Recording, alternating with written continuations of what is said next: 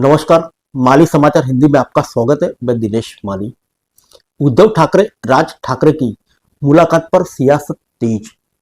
संजय राउत बोले, इसमें कुछ राजनीतिक नहीं। आइए जानते हैं विस्तार से। शिवसेना यूबीटी प्रमुख उद्धव ठाकरे और उनके चचेरे भाई और महाराष्ट्र नवनिर्माण सेना के प्रमुख राज ठाकरे एक शादी समारोह में एक साथ दिखे। वे मुंबई में अपने भांजे की शादी में पहुंचे थे। राज ठाकरे की बड़ी बहन जयवंती देशपांडे के बेटे यश देशपांडे की शादी में उद्धव ठाकरे के साथ उनके परिवार के सदस्य भी मौजूद थे। राजनीतिक रूप से अलग थलग पड़े दोनों भाइयों को साथ देखकर महाराष्ट्र की राजनीति में चर्चा तेज हो गई।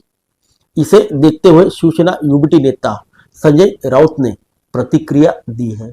उन्होंने उद्धव ठाकरे और राज ठाकरे के बीच राजनीतिक पुनर्मिलन का सुझाव देना जल्दबाजी है। संजय राउत ने पत्रकारों से कहा, महाराष्ट्र का ठाकरे परिवार से गहरा लगाव है। अगर उद्धव और राज ठाकरे एक साथ आते हैं तो महाराष्ट्र खुशहाल हो जाएगा। राज ठाकरे एक अलग पार्टी के प्रमुख हैं। उनके आदर्श प्रधानमंत्री नरेंद्र मोदी, अमित शाह और देवेंद्र फडणवीस हैं। हमारे लिए वे महाराष्ट्र के दुश्मन नहीं हैं। दोनों चचेरे भाइयों के बीच राजनीतिक पुनर्मिलन की अटकलें को खारिज करते हुए संजय राउत ने कहा कि उद्धव ठाकरे और राज ठाकरे परिवार के सदस्य हैं। उन्होंने आगे कहा कि राष्ट्रीय कांग्रेस पार्टी प्रमुख अजित पवार भी अपने चाचा शरद पवार से मिलते हैं। राष्ट्रीय कांग्रेस पार्टी एसपी नेता रोहित पवार भी अजित पवार से मिलते हैं। पंकजा मुंडे और उनके चचेरे भाई धनंजय मुंडे अलग अलग पार्टी के सदस्य हैं। पूर्व मुख्यमंत्री नारायण राणे के बेटे भी अलग अलग पार्टी से हैं।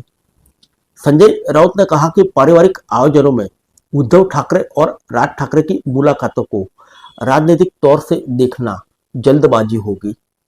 दादर में आयोजित समारोह में राज ठाकरे और उद्धव ठाकरे अपने परिवार के साथ शामिल हुए।